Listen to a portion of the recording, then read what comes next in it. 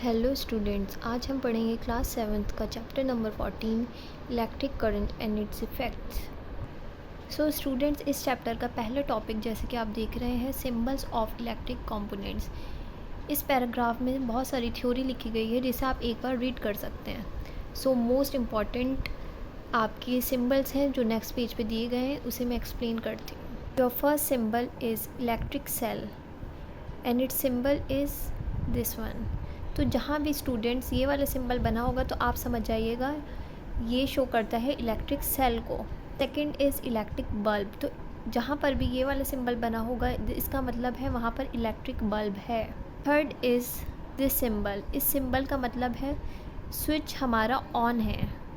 Fourth one is this symbol, और इस symbol का मतलब है जो हमारा स्विच है सर्किट का वो है ऑफ। Next is battery. जब हम ये वाला सिंबल देखेंगे तो हम क्या अंडरस्टैंड करेंगे इससे कि उस जगह पर एक बैटरी अटैच की गई है। The sixth one is simple straight line. इससे हम क्या समझेंगे? सिंपल एक वायर। सो स्टूडेंट्स, एक बार हम सारे फिर से देख लेते हैं। हमारी बुक में टेबल के अंदर 6 सिंबल्स दिए गए हैं। First one is electric cell, then electric bulb, switch on, switch off, battery and wire. इस टेबल के नीचे एक टर्म दी गई है बैटरी। तो बच्चों, हम बैटरी किसे कहते हैं? जब दो सेल या दो से ज़्यादा सेल कॉम्बिनेशन में एक के बाद एक लगे हुए होते हैं उसे हम कहते हैं बैटरी। कॉम्बिनेशन ऑफ 2 और more cells is called a battery. So students, in many devices such as torches, transistors, toys, TV remote controls, इन सब के अंदर क्या होती है? बैटरी। एक सेल नहीं होता, कॉम्बिनेशन ऑफ सेल्स होते हैं जिसे हम बैटरी कहते हैं।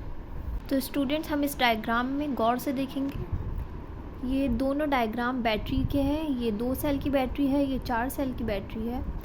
हमारे एक सेल के अंदर आप देखेंगे तो इसके 2 टर्मिनल होते हैं, एक positive terminal and other one is negative terminal. तो जब हम बहुत सारे सेल्स को कॉम्बिनेशन में लगाते हैं तो एक सेल के नेगेटिव टर्मिनल के साथ दूसरे सेल का पॉजिटिव टर्मिनल अटैच करते हैं। आई होप यहाँ तक आप सबको क्लियर होगा। तो students, on the next page हम देख रहे हैं ये 2 टाइप के सेल होल्डर के डायग्राम दिए गए हैं। इन्हें आप एक बार देख लीजिए। इन एक्टिविटी 14.1 हम एक इलेक्ट्रिक सर्किट बनाने जा रहे हैं और हम उसे देखेंगे सर्किट कंप्लीट होने पे क्या होता है और सर्किट ब्रेक होने पे क्या होता है। ये आपका सर्किट का डायग्रामेटिक रिप्रेजेंटेशन है। तो जब हम इसे सिंबल्स के फॉर्म में बनाएंगे तो हम इस टाइप से बनाएंगे। जो हमने पीछे सिंबल्स पढ़े हैं उसके अकॉर्डिंग देखा जाए तो ये एक सेल है, ये वायर के थ्रू अटैच है एक बल्ब से और बल्ब ग्लो कर रहा है। बल्ब क्यों ग्लो कर रहा है हम नीचे से देखेंगे। स्विच जो है हमारा ऑन है, स्विच ऑन होने पर हमारा बल्ब ग्लो कर रहा है। ऑन द अदर साइड हम देखेंगे इधर स्विच ऑफ है जिसकी वजह से बल्ब ग्लो नहीं कर रहा है। क्योंकि इसमें स्विच ऑफ है तो ये एक टाइप का इनकम्प्लीट सर्किट है। इससे पहले जो हमने पढ़ा स्टूडेंट्स, ये एक कंप्लीट सर्किट है और हमारा करंट एक कंप्लीट सर्किट में ही फ़्लो करता है। करंट के फ़्लो होने की वजह से बल्ब के अंदर जो ये फिलामेंट प्रेजेंट है वो ग्लो करता है। यही सब पॉइंट्स आपकी थ्योरी में दी गए हैं। In the bulb there is a thin wire called filament which glows when electric current passes through it. When the bulb get fuse, जब हमारा बल्ब ख़राब हो जाता है जो हम कहते हैं मीन्स वो फ्यूज़ हो गया है। इसका क्या मतलब है? It's filament is broken.